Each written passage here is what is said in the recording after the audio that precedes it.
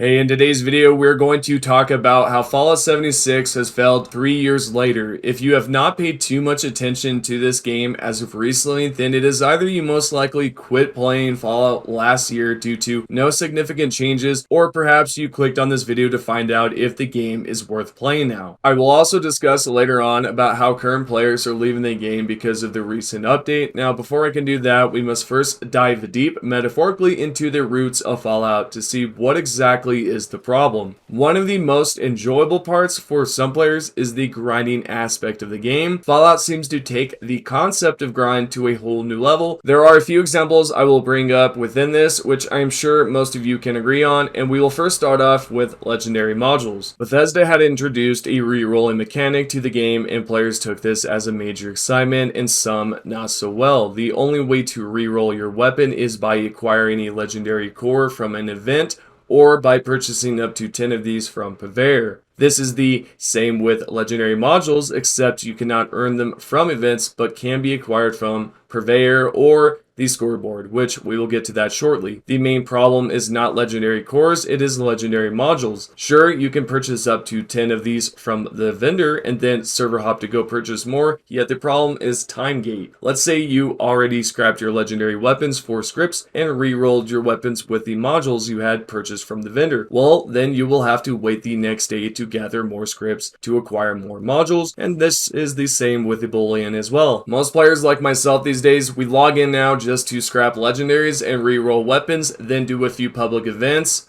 What is worse, after years and a few seasons, we have yet to receive new events. The same ones that you've seen at launch are still here. They could have done something interesting by creating a new public event that is tied to the season scoreboard and theme. I could imagine they could have done something spectacular with the Unstoppables where you participate in a side quest and earn a unique reward from that.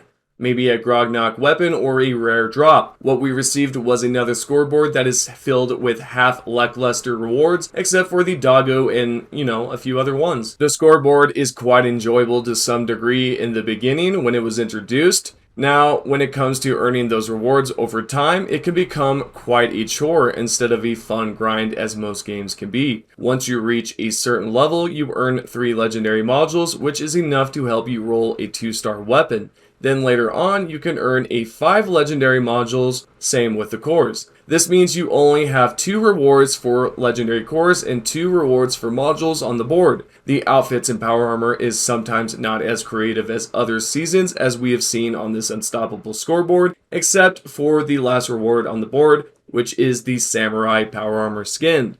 What I would like to see is unique weapons plans on the board, or new weapons in general. The only new weapon we have received is Crusader Pistol, Hellfire Launcher, Pepper Shaker, Warglaive, and Plasma Cutter, all in the last 2 years or so. These can be earned from daily ops, Still Dawn, or participating in Meat Week event. Overall, if you are the type of player who enjoys watching their character progress and change over time with weapons, outfits, and all that, then Custom Worlds is not for you. The idea of Custom Worlds is great on paper, right? Players creating great buildings in restricted spots, blasting enemies with one shot, jumping super high, or changing the weather. Yes, it sounds great, yet this is not the same when it comes to full fruition. Most players have expressed their feelings about this, as well as I'm going to. When we heard Jeff Gardner say that we are going to receive new modes like Survival, I did not expect this to be it, to be honest. Once you get your hands on Custom Worlds, it becomes incredibly dull after you've messed with everything there is when it comes to changing the settings. It just becomes a point of, what do I do now?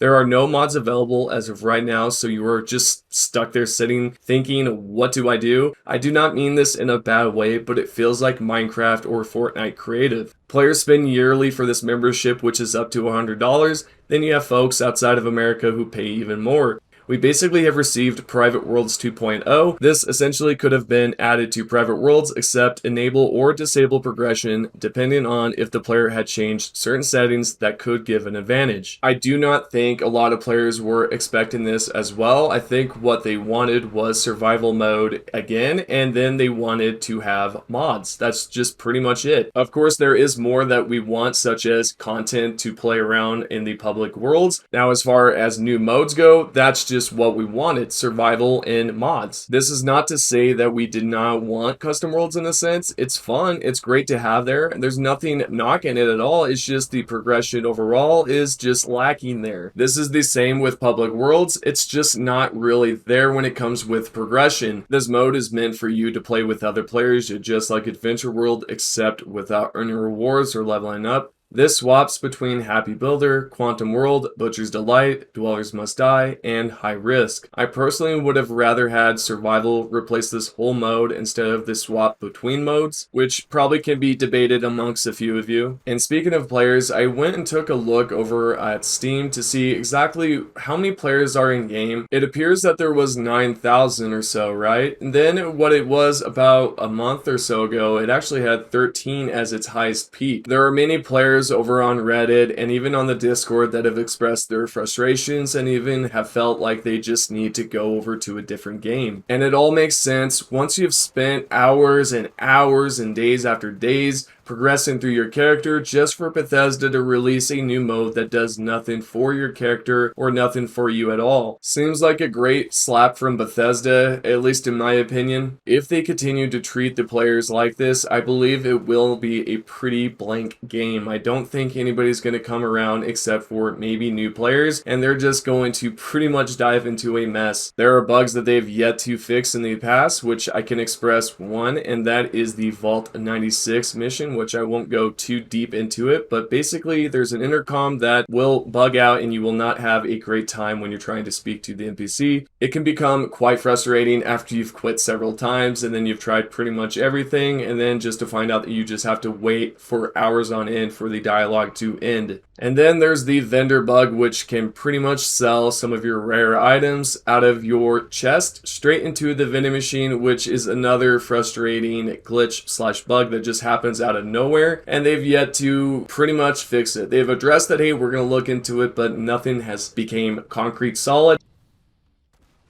As for a quick recap, in the last 3 years, there has been no new events or public events that have been added to Adventure World. We received a minimal of 5 new weapons.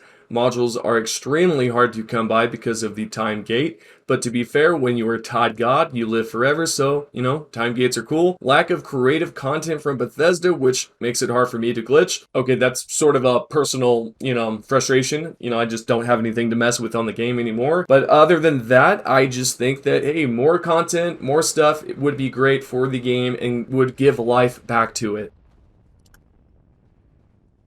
Thank you all for sticking around to listen to myself express the anger and frustration of the voiceless, because after all, Bethesda has not listened to us for years now, and we are all the voiceless. So again, thank you. Appreciate all the love and support.